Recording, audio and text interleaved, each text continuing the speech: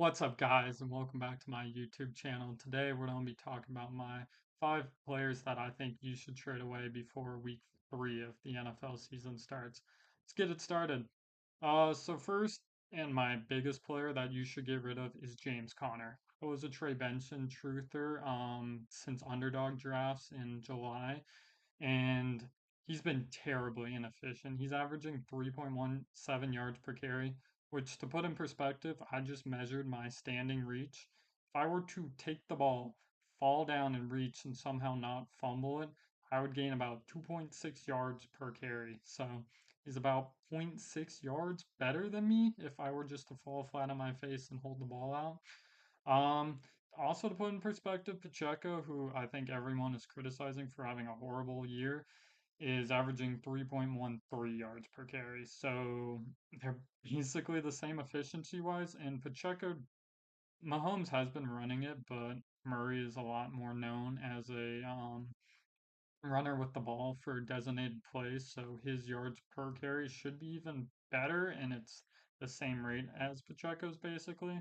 Trey Benson just got his most snaps of his career at 44%.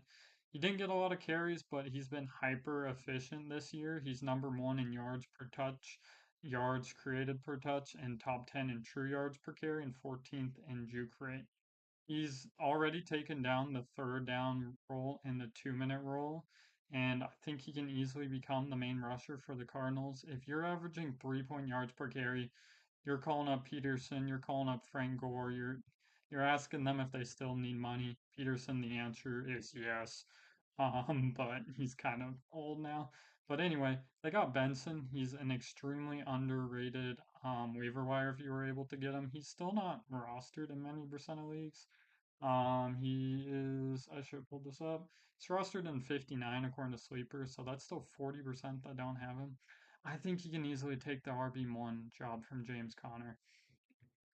But yeah, if I had James Conner, I would sell him. I think his time's coming a lot sooner than before. And honestly, if I was a betting man, I think they'd let Benson have at least a 50-50 role this week. Moving on. Hopefully, I got my engagement because now I'm going to talk about Emeka Ibuka. Thing with Emeka and thing that annoys me the most fantasy football discussion is he got 3 touchdowns. He got X touchdowns. Touchdowns are the most important thing in fantasy football. I mean, obviously they give you 6 points. If you're in a PPR league, it's basically 7 if it's a wide receiver, right? Because you have to catch the ball. So they're highly valuable, and a lot of research has been done into touchdown correlation, and they basically found that there is no correlation. Like most studies have a 0.15 correlation, which I know a lot of you don't take statistics, is awful. Basically means like you might as well just chuck a dart at something. So what you can expect is everyone kind of goes back to the average, and it kind of comes down to the most correlating thing is how good the offense is and how many targets you get per game for wide receivers.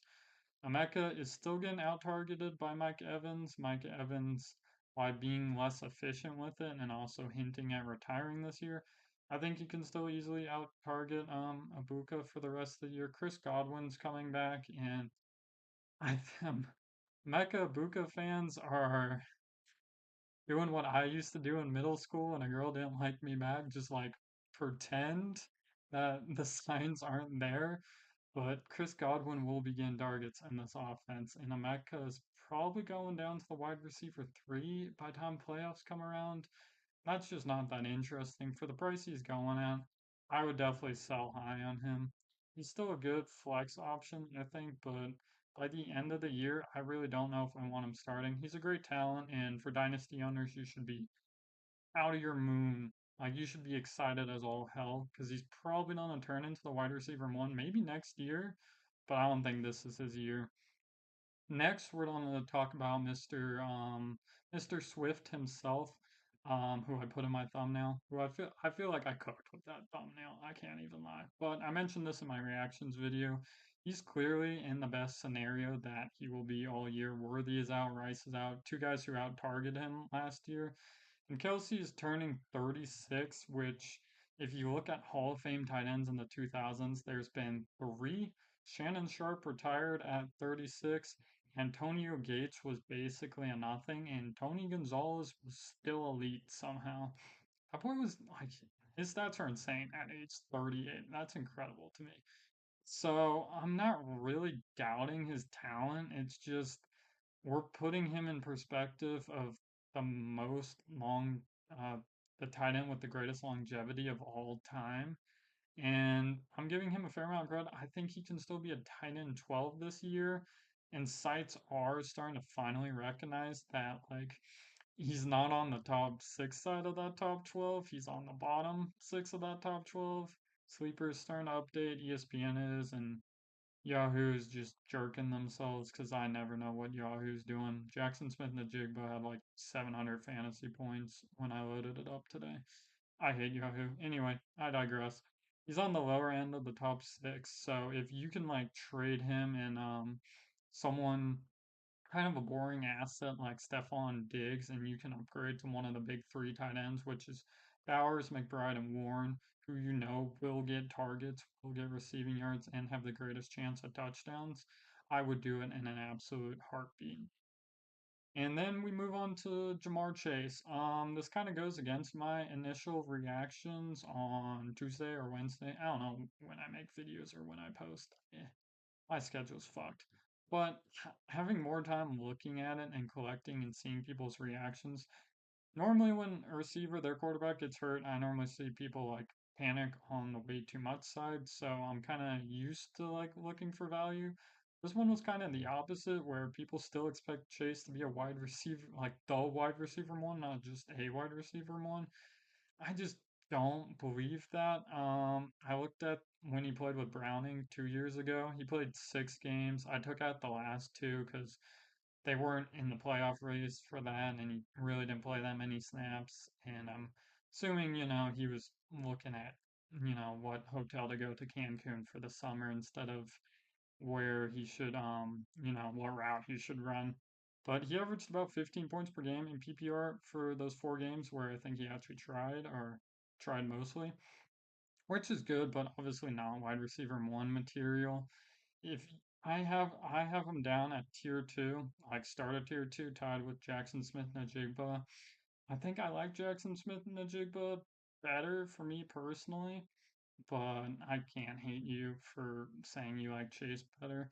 But yeah, if you can trade from one of those tier one receivers, which is Jefferson, St. Brown, Puka, Lamb, those guys, I would do it in an absolute heartbeat.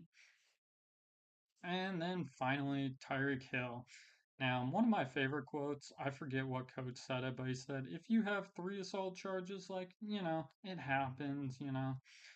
Women, they just keep on talking and don't know when to shut up. But four is where I draw the line. That's when you're not focused on what's important in life, which is my fantasy point value. His advanced stats have been falling since 2023. And why that really doesn't mean stuff, because his advanced stats and his actual stats were like godly. It's fallen off a lot since then. I don't know who to blame. I would spread the blame all around personally. I think McDaniels really isn't innovating anymore. Like he had that cool thing in motion and which was super incredible, but people figured it out. I think Tua's had one too many concussions where he's just not the same guy, mentally or just psychologically. He's also a speedster who just hit the age 31, and maybe one of his wives actually finally hit him back. God damn, why did I put that in the script? Okay. But whatever reason, I think there's just too many red flags. I want to get rid of every Dolphin player in my opinion.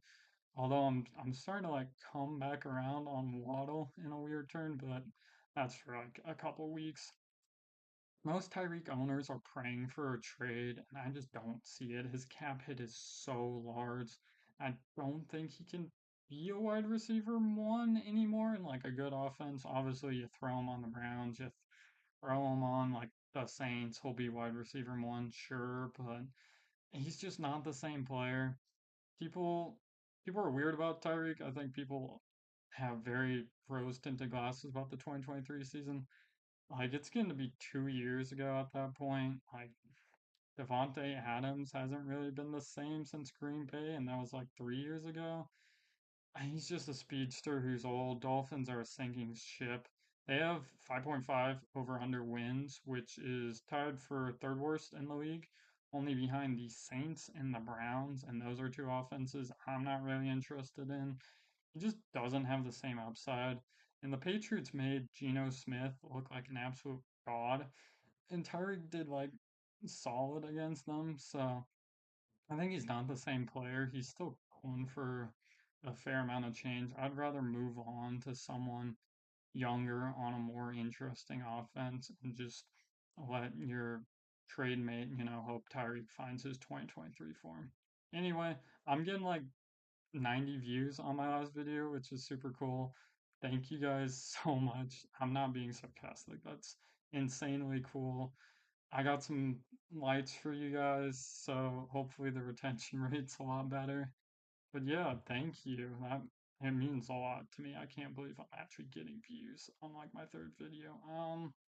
Yeah, I'll try to be more consistent and I'll try to give you better advice instead of trade for Marvin Harrison Jr., who will be in my trade video next week. He's balling. I'll I'll put my whole rep. I'll put my whole 0 subscriber rep that Marvin Harrison Jr. is a good buy this year. Anyway, thank you for watching. Questions in the comments. I'm bored a lot, so I'll answer them. See ya.